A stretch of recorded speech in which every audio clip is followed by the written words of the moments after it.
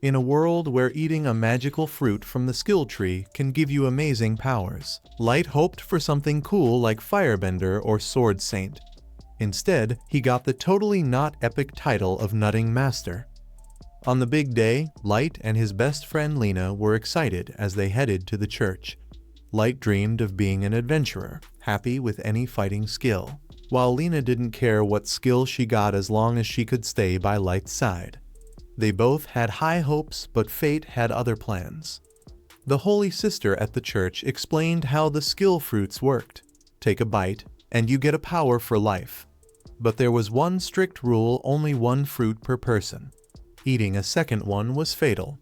Lena was nervous, but the sister assured her that one fruit was perfectly safe. Lena went first. She bit into a fruit, and suddenly, her body glowed with power. The Holy Sister was amazed Lena had gained the super rare Sword Saint skill. It meant she was destined to become one of the strongest adventurers in the kingdom. Light cheered for her, proud and excited. Then it was his turn. Light picked a fruit and bit into it, hoping for something useful. Instead, he got the skill of Nutting Master. His dreams of being a great adventurer were crushed. The Holy Sister tried to cheer him up, but the truth was clear: his skill was for farming, not fighting. Light begged for a second chance, but the sister reminded him of the deadly rule: no second fruit. Lena tried to make him feel better, even offering to stay in the village and farm with him. She didn't care about being an adventurer as long as they were together. But the Holy Sister had other ideas. Sword Saints weren't meant to grow nuts, they were meant to fight monsters. She insisted Lena leave for the royal capital to start her training. Lena promised Light she'd come back for him one day. 3 months later, Light was doing his best to adjust. His Nutting Master skill let him grow big, healthy nuts, which he sold in town. But he didn't make much money, and it wasn't the adventurous life he'd hoped for. One day, he saw a poster of Lena. She had already become an S-rank adventurer, famous for her incredible strength. While he was happy for her, it was hard not to feel like a failure in comparison. And so, Light's life became one of quiet farming while Lena rose to greatness.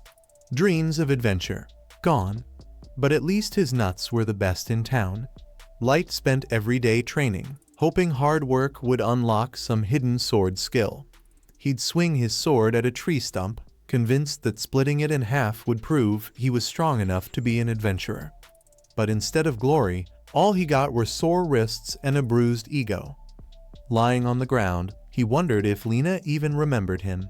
She had promised to come back, but with her fame and success, he figured she might have forgotten all about him. That's when Aya, a little girl he'd taken in, showed up with a cup of water. The village chief had left her on his doorstep one day, and Light, seeing she had nowhere else to go, decided to take care of her. She told him dinner was ready, and Light, grateful for the distraction, joined her at the table. As they ate, Aya asked how the harvest went. Light proudly said it went well, especially since he'd started growing skill fruits. But he warned her never to eat them. He'd even labeled the boxes with skull emojis to make it clear they were dangerous. Aya nodded, but then casually mentioned she'd already used some in the stew. Light froze. Wait, what? He panicked, realizing he'd just eaten a second skill fruit, which was supposed to be a guaranteed death sentence. Clutching his chest, he collapsed to the floor, apologizing to Aya for expecting her to understand the labels when she couldn't even read yet. But then, nothing happened. Light sat up, confused. He should have been dead, but he felt fine. Just as he started questioning things, he got a sharp headache, and a wave of power surged through him. Meanwhile, Aya started feeling strange too. Suddenly, she could see words floating in the air, describing Light's Nutting Master skill. Turns out, his skill had an unexpected bonus: immunity to all nut-related poisons. Aya had also gained a skill and appraisal ability that let her read the details of other people's powers. Light was stunned, but one thing was clear: his life as the Nutting Master just got a lot more interesting, especially with Aya by his side. Aya keeps reading Light's skills and notices something surprising. he has a second ability called Sword God. This skill boosts his attack power with a sword and gives him crazy magic resistance. Light is thrilled. Maybe this means his dream of becoming an adventurer can finally come true. To test it, he grabs his sword and runs outside to the forest. With one swing, he not only splits the tree stump he's been training on, but also the massive tree behind it. Yep, Light is officially up now. The next day, Light and Aya head to town so he can join the Adventurers Guild. He's pumped to see the notice board covered in bounty quests. Completing quests means money, better gear, and delicious food. But more than that, he wants to see how his Sword God skill performs in a real fight. While Light heads to the front desk to grab a quest, he tells Aya to wait on a bench. Aya, being curious, uses her appraisal skill to check out the people in the guild. She's amazed by all the cool abilities, but also amused by the useless ones like a guy whose skill literally harms himself. Then, a commotion breaks out at the front desk. Turns out, Light is arguing with a rude adventurer who recognizes him as the nut seller from the market. The guy mocks Light, saying he doesn't belong in the guild. Light brushes him off and tells Aya they're leaving, which only makes the guy mad enough to swing a sword at him. Thanks to his Sword God skill, Light blocks the attack effortlessly. The guy, completely shocked, was apparently ready to commit murder over some bruised ego. Luckily, his friends convince him to back down, saying it's a fight he can't win. Embarrassed, the guy pretends he wasn't serious and leaves with his group. With the drama over, Light and Aya pick up a quest and head to the Rocky Plains. Light is excited to finally see a real monster. When they spot a slime in the distance, he cautiously approaches, but the slime notices him anyway. Light charges in, slices the slime clean in half, and accidentally splits the ground too. While thrilled his skill is so effective, Light realizes he needs to tone it down to avoid unnecessary destruction. Aya congratulates him on his first successful quest, but they still need to collect slime parts to cash in for a reward. Feeling bad about cutting up the slime, Aya hesitates until Light reminds her they can afford pizza with the money. Suddenly, Aya is Team Dissection. Just as they're finishing up, they hear shouting. Rushing to the source, they find the rude guy, Gene, and his party under attack by a massive ogre. Apparently, they had taken an easy slime quest, but got more than they bargained for. The ogre swings at them, forcing everyone to scatter. Spotting Light nearby, Gene hatches a genius plan: run straight at him, pass him by, and leave him as bait. Light, realizing their cowardly move a little too late, is now stuck facing the ogre alone. Luckily, this suits him just fine. He needs to test his shiny new Sword God skill anyway. As the ogre swings its massive club, Light dodges to the side, but Aya reminds him that while his skill boosts attack and reflexes, it does nothing for defense. One hit, and he's toast. But Light's no quitter. Determined to become the world's greatest adventurer and reunite with Lena, he leaps into the air, gets a feel for his newfound strength, and slices the ogre's club in half. In one dramatic motion, he follows up with a clean, devastating slash, cutting the ogre in two while Gene and his crew watch slack-jawed from a safe distance. Back at the guild, Light exchanges his items for cash, though the receptionist is skeptical about his claim of soloing an ogre. To prove it, he shows her the ogre's horn, and Gene's friends begrudgingly vouch for him, confirming the story. The receptionist finally accepts it and gets his reward ready, while Gene's buddies awkwardly thank Light for saving their hides. Then, the guild buzzes with excitement. An S-rank party has just returned. To Light's shock, this includes Lena, who he hasn't seen in 3 months. He approaches her, thrilled to say hello, but Lena's response? "I've never met this man before in my life." Light is stunned. Lena forgot about him in just 3 months. He stands there, speechless, while Aya tries to figure out what's wrong. To cheer him up, she suggests getting pizza. Light agrees, but his mood is still gloomy. Frustrated, Aya warns him that if he doesn't cheer up, she'll eat all the pizza herself. Not wanting to waste the food, Light starts eating too quickly. He ends up choking. Thankfully, a stranger hands him a glass of water. When Light looks up to thank them, he freezes. It's Lena. Before he can say her name, Lena quickly covers his mouth and whispers for him to be quiet unless he wants Gruz to hear. She joins their table, and Aya introduces herself, excited to meet Lena for the first time. Lena looks like she wants to ask how Light has made so much progress, but Light jumps in first, proudly explaining that he and Aya became adventurers. He also tells her about the skill fruit incident, which gave him a second ability. Lena smiles, happy for him, but her face falls when Light asks how things are with her elite party, Sacred. Lena admits the pay is great, but the team is awful. She explains how they're just a group of strangers forced together by the Holy Sister. She shares a story about a mission 2 months ago where they fought a giant serpent.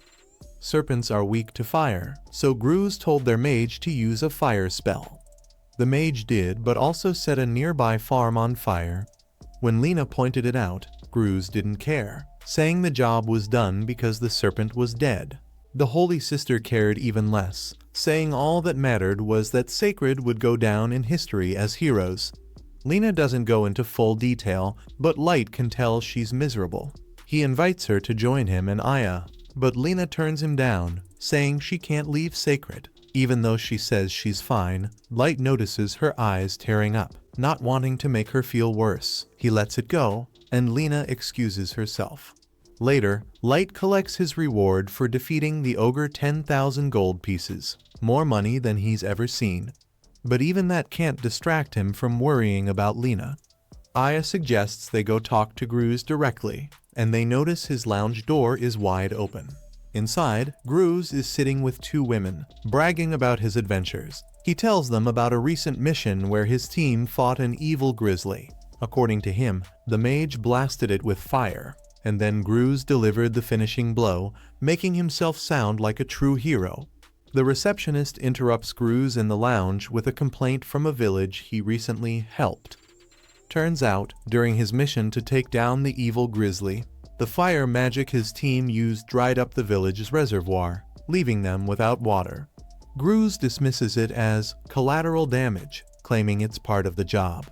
Secretly, though, he enjoys causing trouble for people he considers beneath him. Light overhears this and is furious because he knows Lena would never ignore innocent people's problems. He confronts Gruz, demanding he let Lena leave Sacred since the group is clearly making her miserable. Gruz laughs him off and calls security to kick Light out. Aya checks on Light, who's fine, but others warn him not to cross Gruz. Messing with him means getting on the Holy Sister's bad side, which can ruin an adventurer's career. The next day, Sacred is gathered in the lounge, bragging about themselves as usual. Lena remembers Light's words about following her moral code and finally works up the courage to quit. She announces she's leaving Sacred immediately. Before she can leave, Gruz steps in her way, threatening to kill her for defying him. Lena grabs her sword but realizes she can't win against him. She's forced to back down, and Gruz slaps her to the ground. He gives a smug speech about how she should keep pushing forward for the greater good, basically a guilt trip to stay under his control. That afternoon, as Sacred prepares to leave town, they're stopped by Light. Gruz asks why he's in their way, and Light declares he's here to take Lena back. He reminds her of the promise they made to become adventurers together and invites her to join him and Aya on their next hunt. Lena wants to go with him but feels too weak to fight Gruz. She tells Light to leave before he gets hurt. Gruz tries to send Light away, but he refuses and challenges Gruz to a duel for Lena's freedom. At first, Gruz laughs it off, but when Light taunts him about being scared, he agrees on one condition. If Light loses, he'll be banned from the Adventurers Guild and the city forever. Light accepts without hesitation. Lena begs him to back out, knowing he's no match for Gruz, but Light won't budge. Gruz draws his sword, and Aya scans him, warning Light about Gruz's Godspeed skill, which lets him close distances in a flash. Light draws his sword too and claims his skills are Nutmaster and Sword God. Gruz doesn't believe him and attacks instantly. Light barely blocks the first strike. Gruz launches a relentless barrage of attacks, forcing Light on the defensive. Every time Light creates some distance, Gruz teleports behind him like an annoying mosquito with superpowers, kneeing him in the ribs. Light admits Gruz is absurdly strong but refuses to give up. Charging forward, Light swings. Gruz sidesteps, shatters Light's sword, and declares the fight over. Feeling smug, Gruz offers Lina a twisted deal. He'll spare Light if she swears undying loyalty to him forever. But Light tells Lina not to worry, he's got this.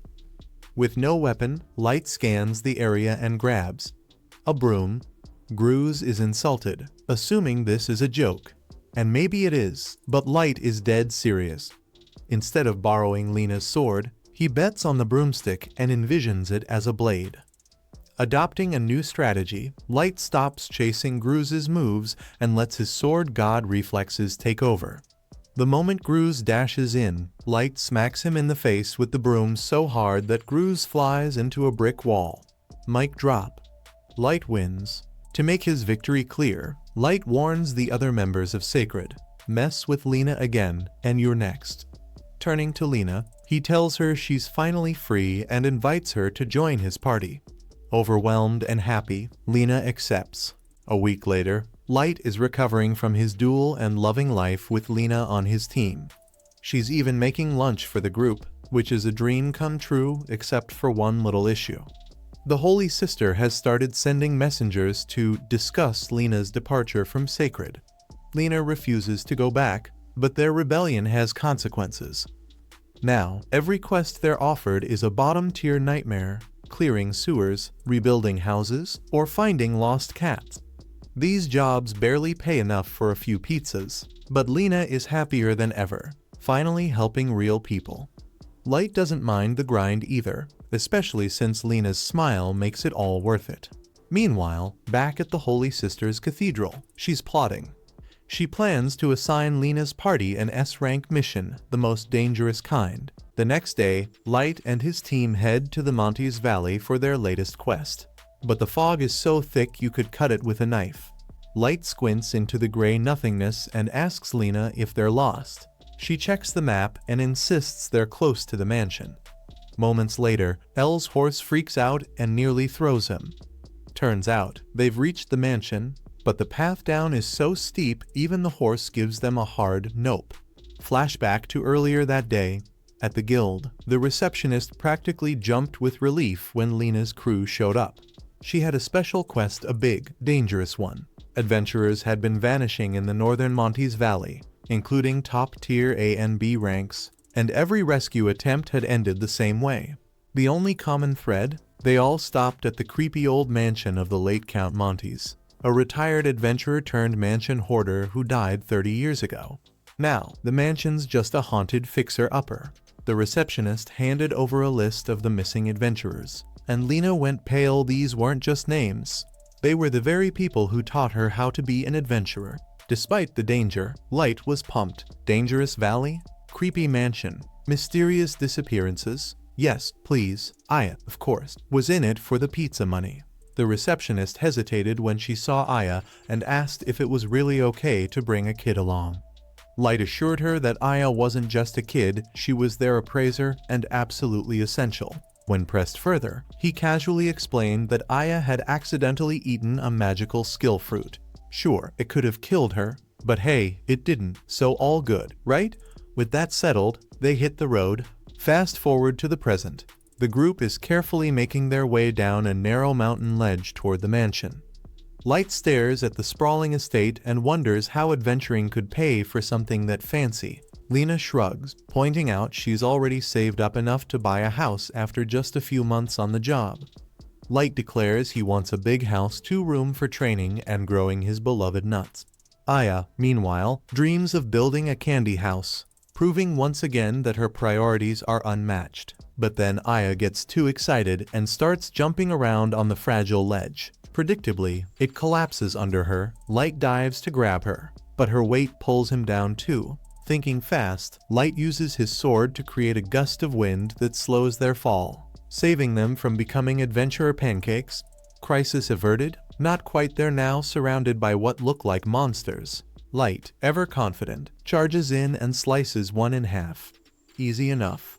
But Lena and Aya notice something horrifying. These aren't just monsters.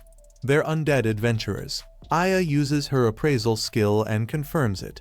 The missing adventurers were bitten and turned into zombies. Oh, and they still have all their combat skills. Light hesitates, torn between fighting and respecting the fact that these creatures used to be human. His hesitation almost gets him bitten, but Lena steps in, slashing the zombie down. She tells him it's their job to lay these poor souls to rest, no matter how grim it feels. Reluctantly, Light agrees, and the team retreats into the mansion to look for survivors. Inside, the undead are everywhere. Lena takes the lead, cutting them down with expert precision. Light, impressed but determined to help, joins the fight. But in his focus, he forgets about Aya, leaving her wide open for an attack. An undead almost gets her, but Lena saves her just in time. Aya, of course, praises Lena for being so cool, leaving Lena a bit flustered but focused. With the first floor cleared, Lena suggests heading upstairs. Before they go, Light points out something unnerving. They were supposed to find 18 missing adventurers. So far, they've taken down way more than that. Whatever's going on here is much worse than they thought. The team heads upstairs, but something's definitely off. Light notices a painting of Count Monty's, and it gives him the creeps. Meanwhile, they hear a girl's laughter echoing through the halls. She's somewhere in the mansion, and judging by her giggles, she's brainstorming creative ways to kill Light. Lovely. As they tiptoe down the hallway, a zombie jumps out at them. Classic jump scare. Light's reflexes save the day. He lops its head off before it can turn anyone into zombie chow. But it's not over. More undead swarm them, and these guys seem smarter. They set up an ambush, which is not your typical zombie behavior. Light asks Aya to scan them for clues. She discovers the undead are tamed, which means someone is pulling their strings. Literally. She spots magical threads connecting the zombies. Following the threads, the trio reaches a ballroom where all the strings converge. The room seems empty until a girl, Drana, appears. Light is relieved to see someone alive, but her "kill you" vibes are unmistakable. Aya quickly appraises her and discovers Drana's necromancy powers. She controls the undead and can borrow their skills. Annoyed at being appraised like a bargain item, Drana targets Aya first. Light, ever the peacemaker, asks if she's working for the guild. Nope. She's here for one reason, to kill Light. Why? No personal beef, just orders.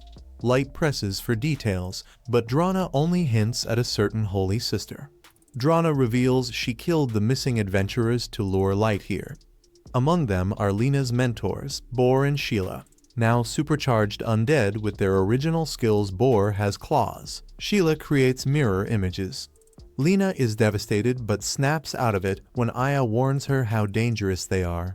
Meanwhile, Drana targets Aya again. Light saves her just in time and vows to protect her. But juggling both fighting and guarding is rough. Drana keeps the pressure on, sending waves of undead to split his focus. Lena faces her mentors, torn by the memory of their kindness.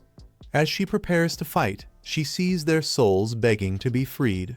With a heavy heart, she cuts Drana's control threads and delivers the final blow, releasing them. Light, swamped by zombies, realizes something's off. Aya confirms Drana can't create undead, only control them.